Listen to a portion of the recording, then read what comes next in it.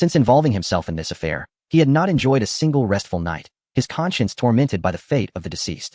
The dead deserve respect. To desecrate their remains is ill-advised. He gestured towards the corpse of An Lushan. Look at him. He was the source of this turmoil.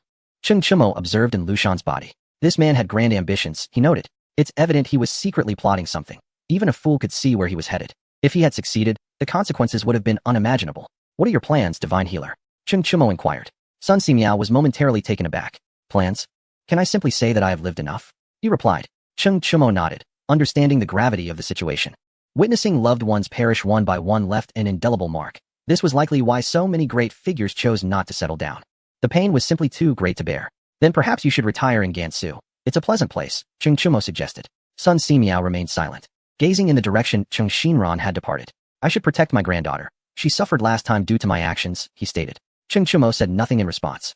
Sun Simiao smiled faintly as he boarded a carriage to leave, aware that Cheng Chumo, despite his silence, harbored resentment towards him for this ill-considered venture. If word got out, Sun Simiao's reputation would be tarnished, and he recognized that he had been manipulated by An Lushan. With An Lushan now dead, all he could do was repay his debts. Following Cheng Xinran seemed the wisest choice. Watching Sun Simiao depart, Cheng Chumo chuckled softly. That old man is truly stubborn. The Special Forces captain surveyed the field of corpses. Nodding, those new recruits possess considerable courage and act decisively, often achieving one-hit kills, the veteran captain remarked. From this moment on, he could only be regarded as the old captain, for the Special Forces now had a leader. Indeed, you all are adept at raising children, Cheng Chumo praised. The veteran captain beamed with pride. Master, what shall we do next? He inquired. Let us gather all resources and focus on technology, Cheng Chumo replied, gazing skyward. Chapter 469. The disparity is vast. Catching up to Xinran. Her first trial was complete, and she was headed to Chang'an to visit her grandfather. The team advanced, quickly catching up to Cheng Xinran. Upon seeing Cheng Chumo, she leapt directly into his embrace. Father, do you see how formidable my special forces are? She exclaimed, rising from his arms with a proud expression. Cheng Chumo gently pinched her nose. Indeed, they are impressive. He turned to the new recruits, who, eager to dismount and salute, were halted by the former Special Forces captain. Hold back. Your master is Cheng Xinran, while Cheng Chumo is our master, he instructed. The soldiers mounted their horses again. The old captain was correct. They had their duties, and the veterans had theirs. A new ruler brings new subjects. Cheng Chumo smiled at this scene.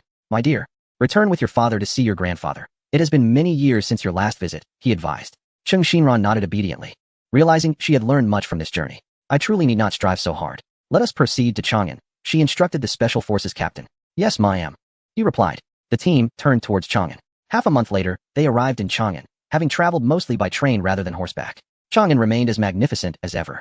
Cheng Chumo stood at the city's gates, his heart filled with mixed emotions as he reflected on the past, recalling his confrontations with Li Shimin. Back then, he had just acquired cannons for self-defense. At the Cheng residence, Cheng Chumo encountered Cheng Yaojin, who appeared unchanged, save for the absence of any black hair. Cui Shi had transformed into a silver-haired matron. I thought you wouldn't return until after my death, Cheng Yaojin grumbled, his expression darkening. Cheng Chumo felt a wave of embarrassment. Grandfather, Cheng Xinran exclaimed, rushing to Cheng Yaojin, whose spirits lifted at the sight of her, leading to hearty laughter. My dear girl, you have finally returned to see your grandfather. Today, I must pass on the Cheng family's 3 axes to you. Come with me, Cheng Yaojin declared. Cheng Xinran stood in stunned silence, glancing at Cheng Chumo, who feigned ignorance, and then at Li Lizzie, who similarly pretended not to notice. Cheng Xinran felt tears welling up. How could a beautiful woman like herself wield an axe taller than her head? No, absolutely not. There must be no blemish in the world of fairies. Grandfather, I refuse to learn. I simply refuse, Cheng Xinran insisted. Your grandfather has commanded you to learn, so you shall learn, Cheng Chumo replied. Cheng Yaojin then delivered a sharp slap to Cheng Chumo's head. You be quiet. How are you to educate a child this way? He scolded angrily, turning to Cheng Xinran. He continued, my dear girl, listen to me. I will find you a smaller axe. His voice was almost as soft as that of his youngest grandson. The women stifled their laughter as they followed Mrs. Cui out. Cheng Chumo also attempted to leave, but Cheng Yaojin shot him a fierce glare, causing him to stand at attention. What do you think, granddaughter? Cheng Yaojin rubbed his hands together eagerly. Cheng Xinran turned her head away, refusing to look at him. Wherever she turned, Cheng Yaojin followed, employing every means of flattery. If you keep this up, grandfather, I will leave. Cheng Xinran stamped her foot. Cheng Yaojin immediately lost his temper and slapped Cheng Chumo again. Cheng Chumo stood there dazed. Cheng Xinran stuck out her tongue and bounded away, with Cheng Yaojin trailing behind like a child. Cheng Chumo was left speechless. The disparity was simply too great. His younger brothers approached, now graying at the temples, and greeted him respectfully. Elder brother, they chorused. Cheng Chumo surveyed his brothers. We have all aged. Let us go drink, he suggested.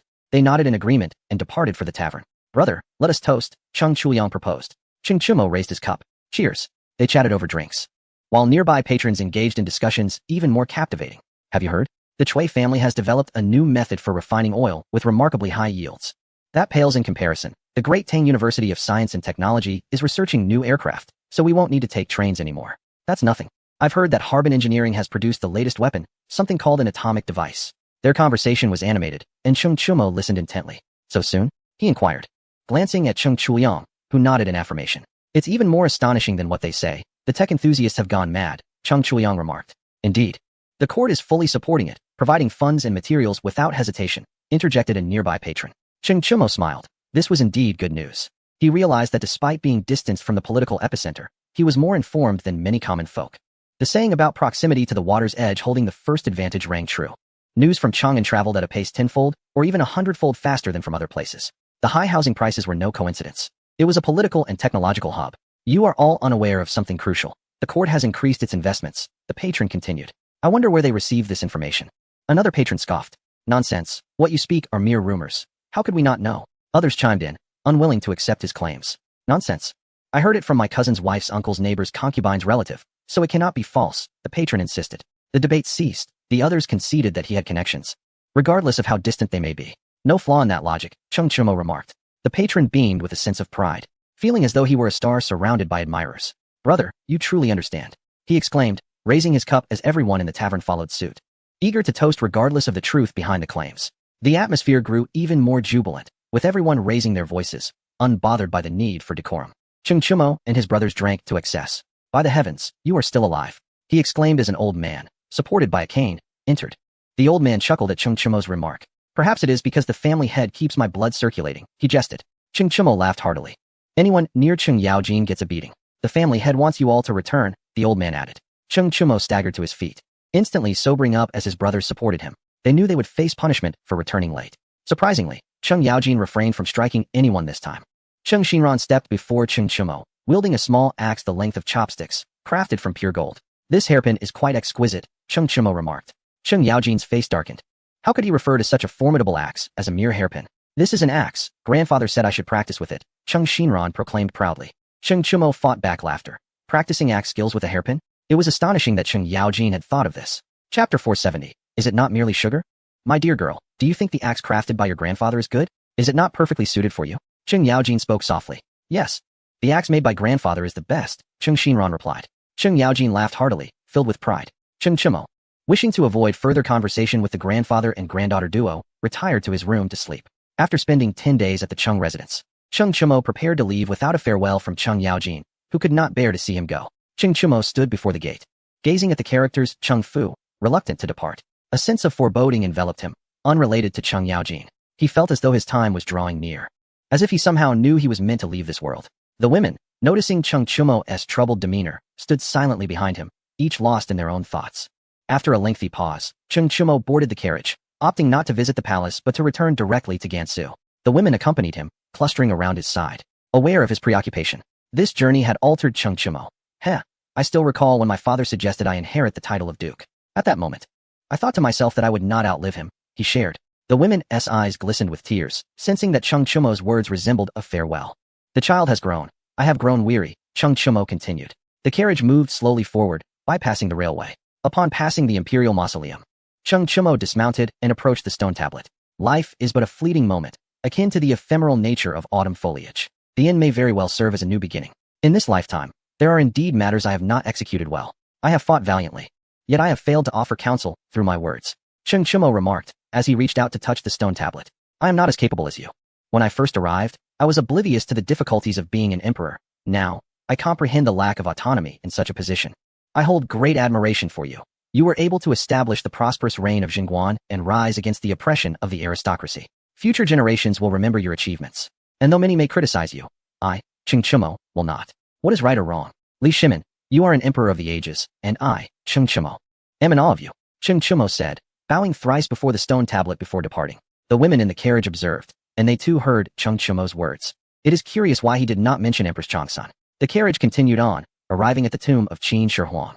An elderly man, gathering twigs in a basket, smiled upon seeing Cheng Chumo's carriage. Cheng Chumo dismounted and approached the old man to pay his respects. Master, Cheng Chumo said, uttering only those two words. Long Gui patted Cheng Chumo on the shoulder. This is where the master belongs. This is his home, Long Gui declared. Cheng Chumo had already surmised this. You are right. Master, there is no place like home, and I too wish to return, Cheng Chumo replied. Long Gui nodded. Then let us go home, Long Gui said. Cheng Chumo bowed once more, turned, and left. Long Gui waved farewell to the carriage, a single tear cascading down. It had been so long since I last wept that I could scarcely remember. Long Gui mused, observing the tear resting in his palm. His towering figure exuded an air of grandeur, as though he could support the heavens. The carriage journeyed for 6 months, and at last, it returned to Gansu. The crowd cheered as they ran towards the villa. Cheng Chumo trailed behind. Upon returning to the villa, the war had concluded, and the attendant was back at the gate. Han Tu was nowhere to be found. Cheng Chumo did not inquire. The special forces had all retired, let alone Han Tuesday prepare some donkey meat. And please send some to your master, Cheng Chumo suggested. The attendant complied and departed. That night, the attendant arrived with the meat. Cheng Chumo sat waiting for him. The attendant arranged the meat and produced 2 jars of wine, pouring one onto the ground. Master departed a month ago, the attendant said. Cheng Chumo's heart sank as he poured the wine for himself. To Han Tu, Cheng Chumo said. After downing a cup, he rose to leave. The attendant remained silent, lost in thought at the entrance. The master enjoyed sitting like this. He had rooms available. There was another courtyard not far from the villa, equally pleasant.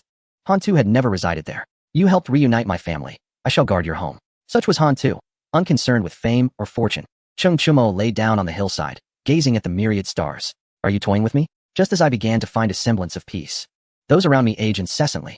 Have I wronged you? If so, come at me directly, Cheng Chumo lamented. You? The old man on the ox appeared on the hillside without Cheng Chumo's notice. The way that can be spoken of is not the eternal way.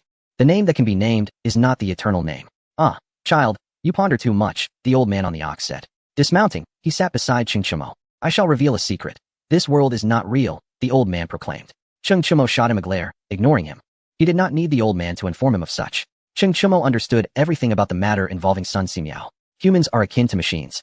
The heart is the engine, and the brain is the mainframe. If your thoughts align with the creators, you can create. The old man continued. Cheng Chumo remained silent. And the old man, sensing his indifference, was not offended. He could surmise Cheng Chumo's nature, but was reluctant to accept it. I could do so right now. I could strike you with a stick, Cheng Chumo replied. The old man laughed heartily. I have a rather immature idea that requires a person of resilience. Do you dare? The old man challenged. Cheng Chumo regarded him thoughtfully. So, you are the one behind the zombies. What do you wish to prove? Cheng Chumo asked. That is none of your concern. Just tell me if you dare, the old man responded. Cheng Chumo fell silent. When you have made up your mind, come find me, the old man advised. Cheng Chumo rose and returned home. The women awaited him for dinner. Cheng Chumo approached the dining table. Let us eat, he said. The women held their bowls and chopsticks, their minds heavy with thoughts. In truth, I am not of this world, Cheng Chumo confessed. The women remained silent. There was no need for him to state this. Why are you not surprised? Cheng Chumo inquired. One cannot conceal such truths from those close at hand, Li Lizzie remarked. Cheng Chumo smiled, realizing that what he thought was a secret was no secret at all to the women. Can you grant us a perfect ending? Li Lizzie asked, her eyes glistening with tears. The women lifted their gazes to Cheng Chumo, their eyes misty.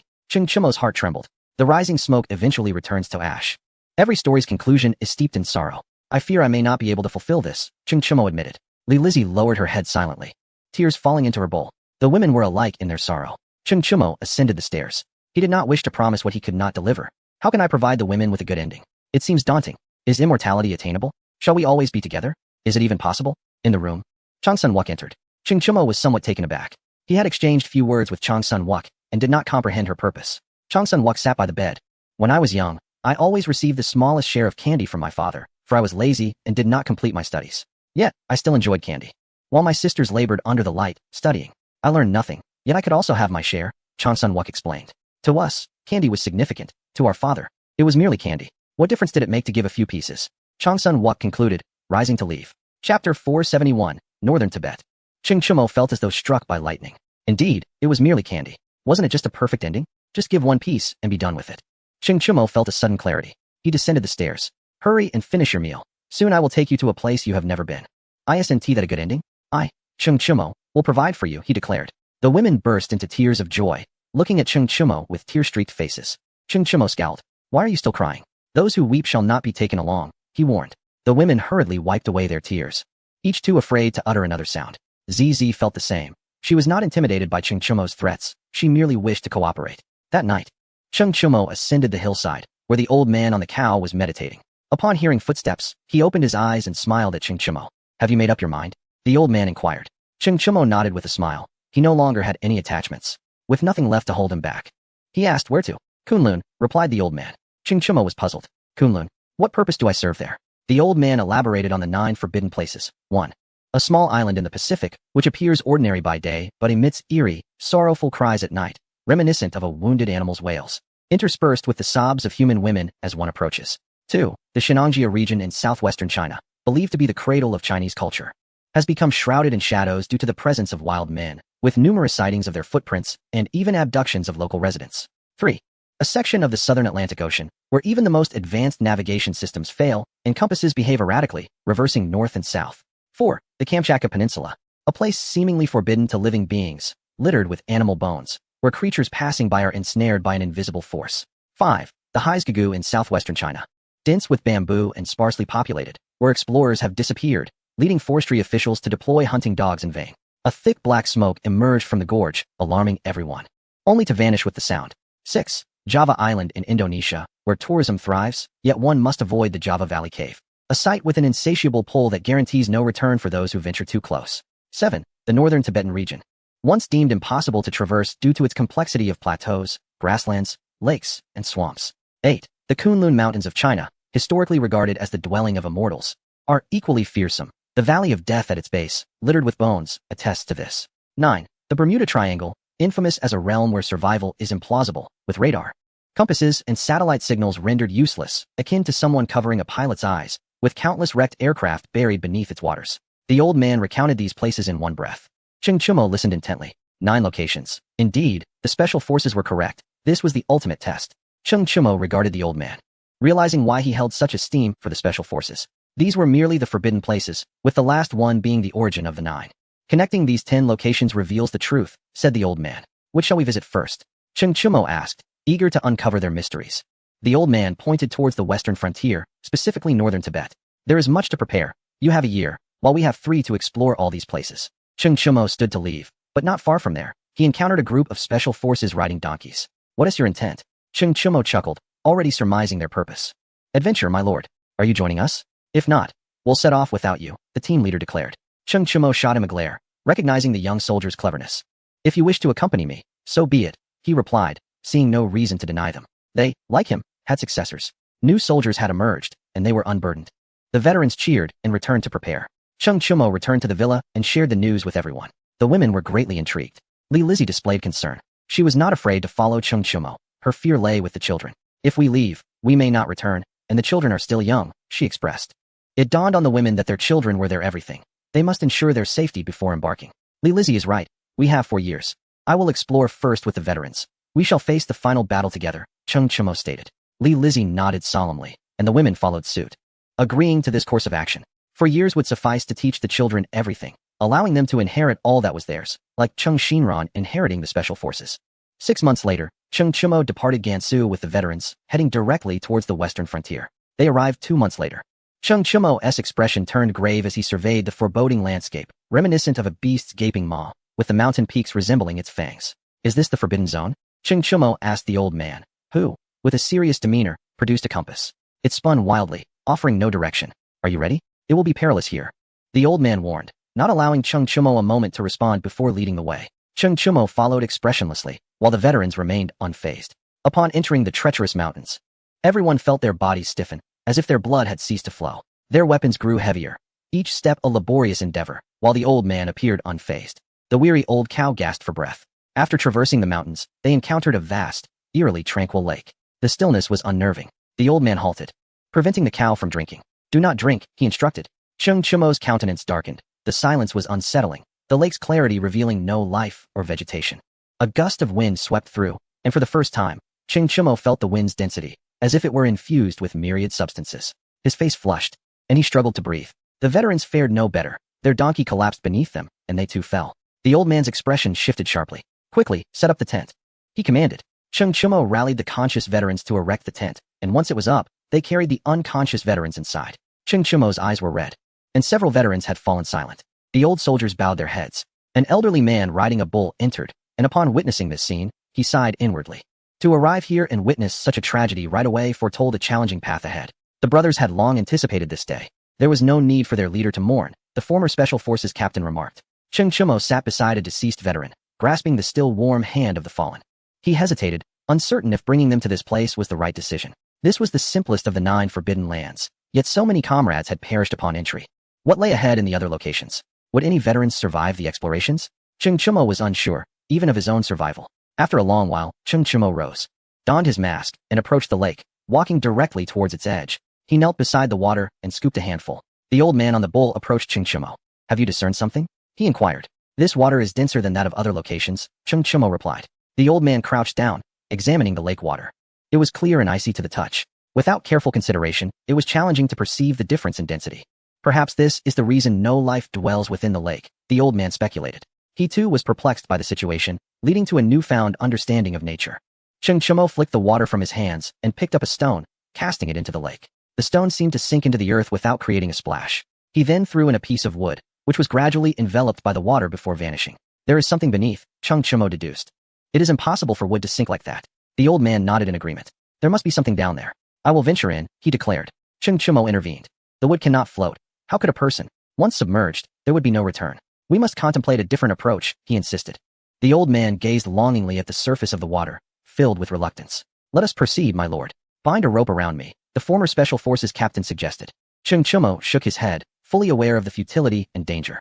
It is folly to proceed knowing it leads to death. None shall go, he stated with unyielding conviction. The veterans lowered their heads in silence. Cheng Chumo and the elder began to circle the lake, seeking a solution. The lake was vast, spanning 10 miles. Draining it was an impossibility.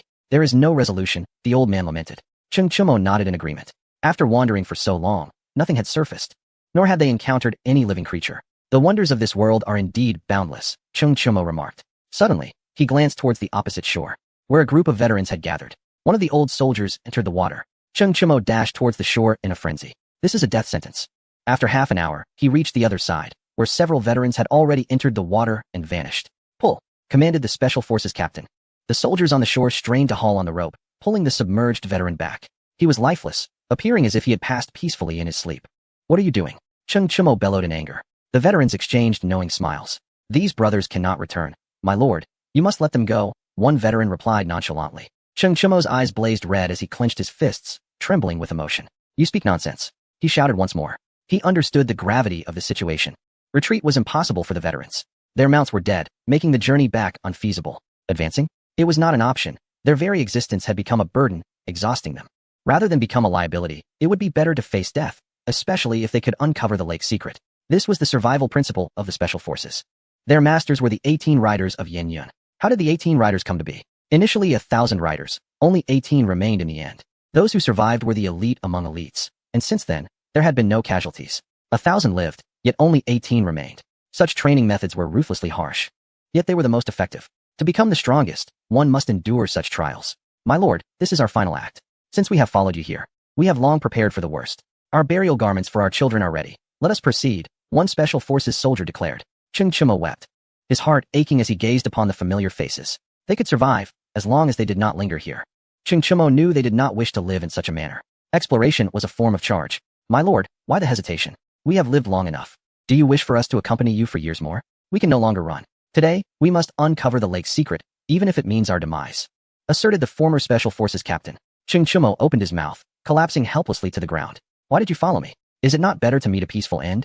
He questioned. No, replied the old man on the bull, who had approached Cheng Chumo at some point. Cheng Chumo fell silent, understanding the elder's meaning. In their lives, they had never been served. Would they lie in bed waiting for their children to tend to them? Next, the former Special Forces captain called. A soldier clasped his fists before Cheng Chumo, smiling at his brothers before securing a rope around his waist. Into the water, he commanded. Next, the tone had shifted.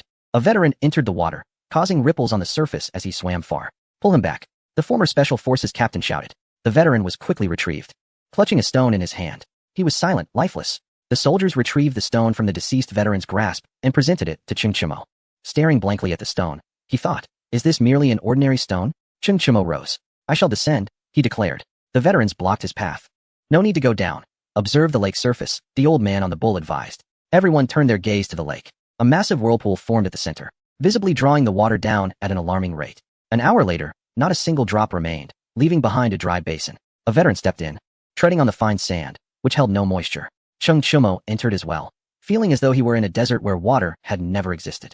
Reaching the center of the lake, he found nothing. He glanced at the stone in his hand. The disappearance of water, what connection does it have with this stone? Chapter 473, Kunlun. Cheng Chumo gazed at the stone for a long time, yet comprehension eluded him. He tossed the stone to the elder on the ox, who stowed it in a leather pouch at his waist. Next stop, said the elder. Cheng Chumo turned to the surviving veterans. Can you still march? He inquired. The veterans chuckled softly and began to dig a grave for their fallen brothers. Cheng Chumo stepped forward to assist. After a final tally, over 50 had perished. Cheng Chumo's mood stood in stark contrast to that of the veterans. You all are off to enjoy your rewards, while we must continue to accompany our master for several more stages, to witness sights unseen by ordinary mortals. The former Special Forces captain's tone bore a hint of reproach, as though lamenting why his brothers could not share the same fate. After a considerable time, the group departed, laboring heavily as they exited. A few Special Forces soldiers collapsed along the way. A month later, they finally emerged from the forbidden ground, Kunlun. Cheng Chumo looked into the distance, but no one responded. The soldiers waiting outside to greet him had already prepared the cart. The group did not rest. The veterans required no respite. They had long since adapted to such a life of hardship. Upon reaching the nearest train station, the train departed. Cheng Chumo fell into a deep slumber, yearning to sleep away an entire lifetime. When he opened his eyes, they had arrived at Kunlun Mountain. The silence had vanished, replaced by a cacophony of animals. Cheng Chumo fixated on a flock of sheep. As he watched, the sheep vanished. He approached the spot where they had disappeared, finding not a trace, as if they had never existed. The elder on the ox approached Cheng Chumo, producing a piece of gauze and tossing it to the ground. Remarkably, the gauze floated upwards. There was no wind here. Cheng Chumo pondered the reason behind the gauze's ascent and glanced at the elder. It was rumored that a heavenly ladder existed here, a means to depart the mortal realm. The elder gazed longingly, wishing to ascend like the gauze. The gauze drifted swiftly and vanished into thin air, just like the sheep. Cheng Chumo shook his head, unable to fathom it. How do we proceed? He asked. The elder shook his head, equally perplexed. No one had ever entered Kunlun and returned. Cheng Chumo ceased his inquiries. Exploration is a venture into the unknown. Success or failure leads to further exploration. Cheng Chumo set off in a particular direction, with the veterans following. The elder on the ox was utterly in awe of Cheng Chumo and the veterans. What manner of individual faces death with such composure? He was certain he could never achieve such calmness. Perhaps it was their indifference to life and death that enabled them to become qualified Special Forces soldiers. Many harbor misconceptions about Special Forces. The portrayals on television render them comical. In reality, Special Forces are far removed from such trivialities. They bear the weight of their missions. The focus of their studies lies in the swift elimination of foes. The Special Forces visible to the public are merely the vanguard. The true Special Forces exist only in legends. They do not linger as depicted on screen. Upon completing their tasks, they depart swiftly, shrouded in anonymity. 3 days later, Cheng Chumo found himself surrounded by the carcasses of animals, their bones still stained with fresh blood, as if they had only just perished. Cheng Chumo did not rush in. Instead, he took a stone and tossed it among the remains. As it struck the bones, they disintegrated into dust. The age of these remains was beyond comprehension. The elder on the ox observed, saying nothing. Cheng Chumo mounted his horse and ventured deeper. Just as he entered, his steed collapsed without warning, suddenly lifeless. Cheng Chumo turned to see the veterans had not followed. The elder on the ox attempted to enter, but the old ox refused to budge. Frustrated, the elder erupted in curses. Cheng Chumo felt his thoughts stagnate, moving sluggishly. It takes a breath to contemplate a person, yet here, it was laborious. Cheng Chumo thought of Li Lizzie. Her image appeared vividly in his mind, as if she stood before him. In Gansu, Li Lizzie, in the midst of slumber, suddenly awoke. Having just seen Cheng Chumo, tears streamed down her face. What troubles you, my prince? She murmured to herself. Cheng Chumo was bewildered. The Li Lizzie in his mind was speaking. It was more powerful than a video, too real, as if it transcended thought and became reality. Cheng Chumo shifted his focus to another figure, Empress Changsun. He envisioned a vast tomb chamber, where Empress Changsun lay in peaceful slumber. The scene shifted to a young girl, hands clasped behind her back, observing a tall middle-aged man. Behind her stood a boy, hiding timidly. The girl spoke. Brother, you did nothing. It was all me. Father, what do you intend? If you strike me, I will tell grandmother you are bullying a child. The image faded, and Cheng Chumo felt faint. The veterans rushed in to carry him out, checking his condition, realizing he had merely fainted. His once white hair had fallen away, leaving him bald. He had overexerted his mind. The elder on the ox released Cheng Chumo's wrist, puzzled by the occurrence. After a long pause, Cheng Chumo opened his eyes. This place seemed to amplify one's thoughts exponentially. Animals could not enter due to their smaller brains. Humans only utilize 1% of their brains, Cheng Chumo stated. With just that, humanity can dominate the earth. What would humanity be if the entirety were unlocked? Would we still require phones? Merely contemplating would wield cataclysmic powers. This location resembled a barrier. Upon entering, he felt as if he had unshackled his body. Cheng Chumo added. The elder on the ox furrowed his brow. No wonder the ox would not enter. It is indeed strange. Though both humans and animals inhabit the earth, the The disparity between human and animal brains is immense. The evolution theory may hold for some, but for the Huaxia, it is decidedly unconvincing. Cheng Chumo rose, and a veteran offered him a flask of water. He took a hearty sip. I shall venture in once more, he declared. The veterans wished to follow, but Cheng Chumo restrained them. He was different from them. He re-entered, and the scene before him transformed dramatically. No longer were there animal carcasses strewn about. Instead, he beheld a starry sky. Cheng Chumo watched as the stars cascaded down. An ancient proverb states that whenever a person departs from this world, a corresponding star either dims or falls from the heavens. The veracity of this claim is beyond Cheng Chumo's comprehension, as he cannot fathom the celestial maps. The scene before him shifts once more, transforming into a vast desert.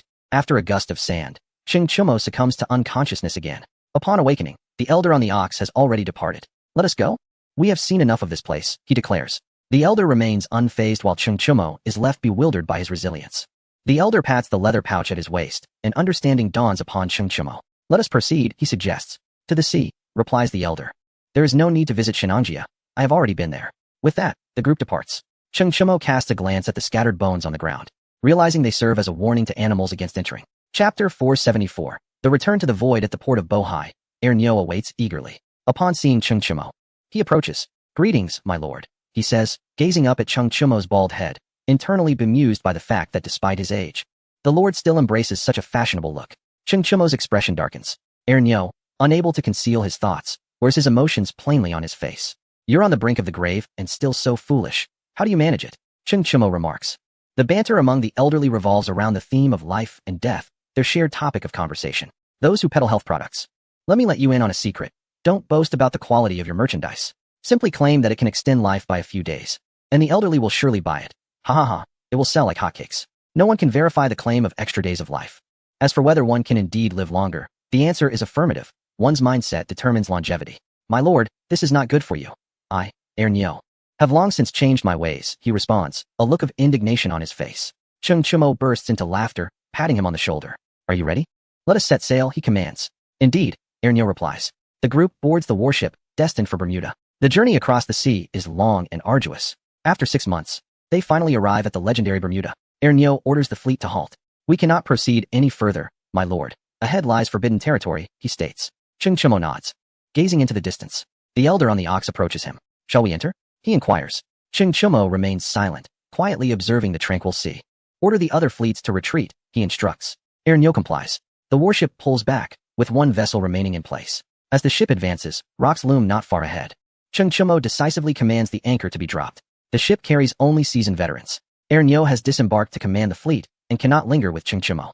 Stay here and wait, Cheng Chumo instructs. The elder retrieves a compass, and the two fixate on it.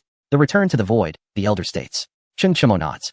He has read extensively about the void and its descriptions. It perpetually consumes seawater, yet no one knows where the water goes. Half a month later, the elder and Cheng Chumo continue to study the compass. Suddenly, it appears to be under some mysterious influence, spinning uncontrollably. Not only the needle at the center rotates, but the letters surrounding it also turn in a rhythmic manner. Dark clouds suddenly gather in the sky. Cheng Chumo is puzzled by their sudden appearance, with no prior warning. It has begun, the elder announces. Cheng Chumo nods. The once calm waters seem to prepare for a return, converging towards a singular point. The clouds thicken ominously, with sparks of lightning dancing within. The sound of thunder reverberates, seemingly echoing from a great distance. Cheng Chumo covers his ears, as the thunder seems capable of shattering the very surface of the sea. The elder extracts stones from his leather pouch. Step back, he warns gravely. Cheng Chumo struggles to hear him. The elder pulls him back as he casts the stones onto the rocks. A tremendous sound erupts, as a bolt of lightning cleaves the sky in two. More and more lightning flashes appear. The sky resembles shattered glass, riddled with white cracks. The lightning is blindingly bright, forcing Cheng Chumo to close his eyes. He has never observed lightning from such proximity before. Time passes, and the lightning dissipates, revealing a gigantic whirlpool on the sea surface. A column of water surges from its center, reaching towards the heavens. Cheng Chumo opens his eyes. Within the water column, there seems to be a colossal living entity. The scene before him shifts into darkness, obscuring all visibility. Suddenly, a brilliant light reemerges, shimmering in 7 colors. Cheng Chumo perceives it clearly. Silence descends. The sea regains its tranquility. Tears of blood stream from Cheng Chumo's eyes. Ah, why did you not heed my words? Why did you open your eyes? The elder laments helplessly. Cheng Chumo produces a handkerchief to wipe his eyes. Upon reopening them, he finds nothing but darkness. He cannot see. Cheng Chumo chuckles softly. This world was never meant to be understood, he muses, sitting at the ship's bow, quietly absorbing the essence of Bermuda. 3 days later, Cheng Chumo rises. A snack. he requests. The former Special Forces captain hastens to assist him. Antarctica, Chung Chumo declares, to which the others respond affirmatively. The elder searches the rocks for the stone, but it has vanished. The stone is lost, he states. Chung Chumo turns his head towards the elder. He senses a light emanating from that direction, light in the eyes of a blind man. How could it possibly be absent? Take me there, he commands. The former Special Forces captain agrees, and Chung Chumo approaches the rocks. The uneven surface makes navigation challenging, but with the elder's assistance. He arrives at the spot where the elder discarded the stone. Chung Chumo bends down, seemingly retrieving something, tucking it into his embrace. Let us board the ship, he says. The elder gazes at him in bewilderment, certain that he saw nothing. Chung Chumo's hands are evidently empty. Ah, my fate is insufficient. Let us depart, the elder concludes. Chung Chumo smiles, uncertain of what he has picked up. Yet, within him, there is a glimmer of light. What he has gathered is that very light. The fleet resumes its advance. Within the ship's cabin, the elder inquires, do you know of the 9 tripod cauldrons of King Yu? Chung Chumo nods, acknowledging the tale. I have heard of the 9 tripod cauldrons of King Yu, crafted during the Great Flood for water control. At that time, the earth was in chaos. The rivers were unbridled, and the people lived in despair. To quell the turmoil, Yu forged the 9 tripods. To subdue the land of Huaxia, another world was required. Yu intricately inscribed the entirety of the Shanhai Jing upon the tripods. It is said that by following the paths etched upon them, one could discover the ultimate destination. In your hands? Chung Chumo inquired. The old man on the ox shook his head. In the hands of your master, he replied. Chung Chumo smiled. Then let us seek it. Shall we return to the Tang dynasty first? Chung Chumo asked. The old man shook his head. To the Antarctic. Your master has long since ventured there, the bald elder stated. I had an agreement with your master, the old man on the ox added. Chung Chumo fell silent, groping his way to the bedside. The old man on the ox rose to depart. Chung Chumo reached into his bosom, attempting to retrieve the light. But after searching for a long time, he found nothing. He shook his head. It's gone. He felt no regret. By this point, Chung Chumo had long since come to terms with it. Let things unfold as they will. Some things cannot be grasped or seized. The fleet sailed for half a month, passing by an island. We have arrived here once more, the old man on the ox remarked. Let us set out tomorrow. I wish to listen, Chung Chumo said, eager to hear if there would be cries of humanity on this island at night. The old man on the ox had no objections. That night, Chung Chumo stood on the deck, facing the direction of the island. It begins, the old man on the ox announced. He had already heard the cries of humanity. Chung Chumo heard nothing, standing dazed in place. The old man on the ox cast a worried glance at Chung Chumo, knowing he must have perceived something, not with his eyes, but with his heart. The old man closed his eyes, wishing to try as well, but found only darkness. He smiled wryly. The next morning, Chung Chumo returned to the cabin, leaving behind a single word, advance. The expedition resumed its journey toward the Antarctic. Chapter 475. Life is a series of endless repetitions. A black appeared amidst the icebergs. The veterans chuckled at the sight. My lord, the destination lies ahead. It seems we can go no further. The former Special Forces captain remarked. Chung Chumo turned, straining his eyes to see. The veterans laughed heartily. Our lord is quite the actor. He cannot see. Brothers, rest for now. I shall join you shortly, Chung Chumo declared. Haha, we shall fight alongside you for a lifetime. Today we shall attain our merits and rest eternally on the snowy peaks. We shall not enter the cycle of reincarnation, when the fate of Huaxia hangs in the balance. We shall return to the mortal realm to fight for you, my lord, and for Huaxia. The veterans chanted in unison. Their voices dwindled, ultimately carried away by the wind and snow, drifting through the heavens and earth. Chung Chumo bowed deeply. The old man on the ox approached Chung Chumo, offering his support. I can walk myself, Chung Chumo insisted, striding forward. What does it matter if I fall? The old man on the ox watched Chung Chumo's fearless silhouette.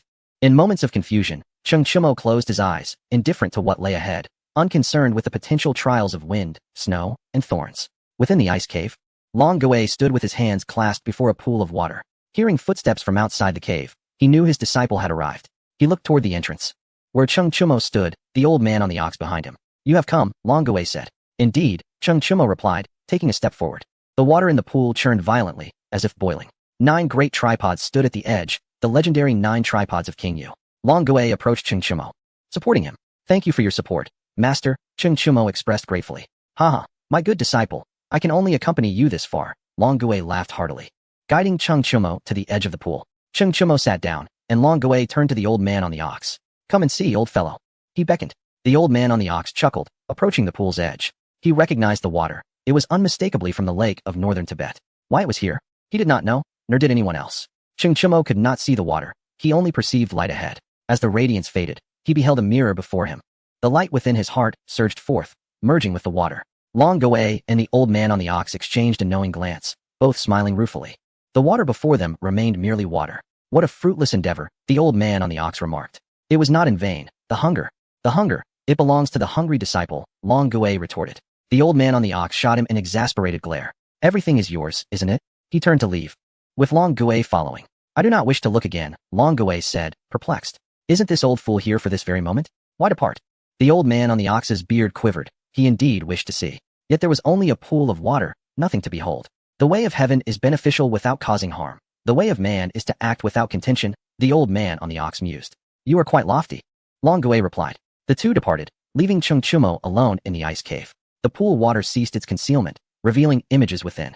Cheng Chumo gazed into it, witnessing Gansu, seeing Chang'an, observing the cycle of reincarnation. What is reincarnation? A repeated path is what defines it. What is a repeated path? An unchangeable path is a repeated path. Cheng Chumo beheld the 3rd year of the Jingguan era, and then the 10th year. He witnessed Wu Zetian ascending the throne. These images continuously replayed in the water.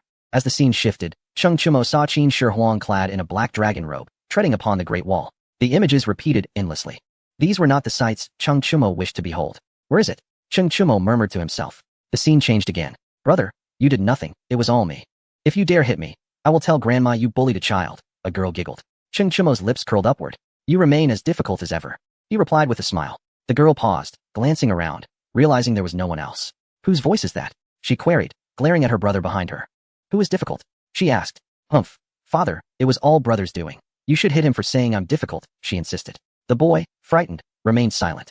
The scene shifted once more. Cheng Chumo recognized this place, the Turkic border town. A middle-aged man stood with his hands clasped behind his back, facing a valiant young man. I can no longer turn back. I must protect my descendants, the middle-aged man declared. I relinquish the last 300 years of sway to you. Those who would kill me, my mother may do so, and I can do so myself, but no one else may. With a hearty laugh, the middle-aged man drew his sword and took his own life. The young man knelt in despair. For 3 centuries, Tang has borrowed strength from sway, the world remembers. And shall not betray your expectations, spoke the youth. As the scene shifted, Cheng Chumo beheld Li Lizzie. He reached out. She was indeed his. While that little girl was not. Li Lizzie felt a familiar touch upon her face. Prince, you have awaited me, she smiled. Cheng Chumo laughed heartily, rising to stride into the pool. In the palace, Li Lizzie and Cheng Chumo, having just returned to the Hall of Governance upon their black dragon, were met with urgency. Flee quickly. Your father has just had a dream. He intends to eliminate Cheng Chumo, declared Empress Changsun. Cheng Chumo was taken aback, while Li Lizzie gazed at him with a sorrowful expression. It's over. Father must have remembered. We must escape, she urged, seeing the two still lingering in conversation. Empress Changsun, anxious, reached out to push them along. Upon touching Cheng Chumo, she froze, a multitude of unexperienced tales flooding her mind. Her expression shifting to one of disbelief as she shot him a fierce glare. Run, she commanded, slapping the black dragon's rear. In the distance, among the war horses and on Li Lizzie's fief, 300 people were fishing. Upon witnessing Cheng Chumo and Li Lizzie's return on the black dragon, they immediately mounted their horses. My lord, we must flee. If we can remember the past, so can Li Shimin, urged the Special Forces captain. Cheng Chumo nodded, gazing at the little girl in his arms, utterly speechless. He was now certain that Empress Changsun had awakened her memories. Let us flee. We cannot contend with the formidable Li Shimin. We shall find a place to develop for a few years, and then return to confront him. In the Tai Chi Hall, Li Shimin surveyed the familiar yet foreign surroundings. When his gaze fell upon Cheng Yaojin, his expression turned icy. Cheng Haizi, return home and tend to the fields. Li Shimin commanded. Cheng Yaojin looked at him in confusion. Brotherly, what is happening? From now on, you are forbidden to sleep with your wife. Sleep with a cow instead, Li Shimin added with a gleeful expression.